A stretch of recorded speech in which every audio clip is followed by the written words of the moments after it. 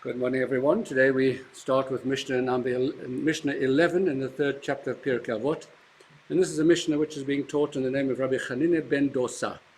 And as always, we'll have a brief biographical note about the author of the Mishnah. He was a very extraordinary man. He was actually a pupil of Rabbi Yochanan ben Zakkai.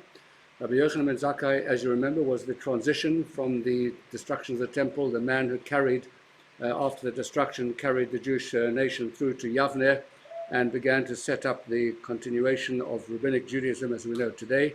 So he was this extraordinary, wonderful figure. He was an old man by this time. He was the one who pleaded with Vespasian to give Yavneh v'chochmeha. But Rabbi Hanina was one of his pupils, so therefore he's of the first and the second generations of the great Tanaim. And apparently even before the destruction of the temple in the 70 of the Common Era, he must have been quite young at the time, he already had a reputation for being a miracle worker.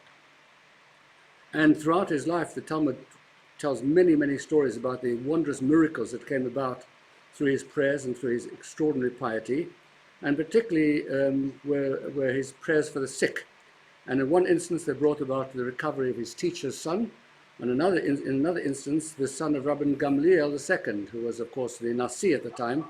His son as well was healed through his prayers, and there are many other stories told as well. As it happens, he was exceptionally poor all of his life, and it was said that every day a divine voice proclaimed from Chorev, "The whole world is fed by the merit of Hanina, my son, but as for Hanina, my son, he finds a measure of carobs, enough from one Shabbat to the next."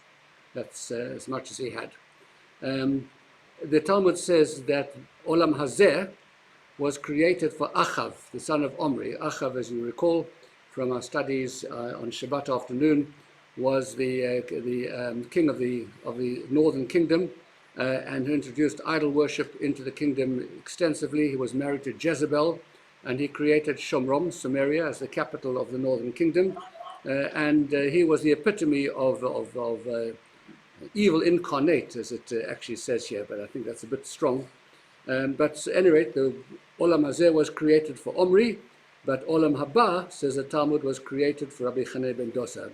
And when he had eventually passed away, the sages said that with his passing, piety had vanished from the world, and men of supernatural deed from that point onwards were no more. So a very extraordinary personality.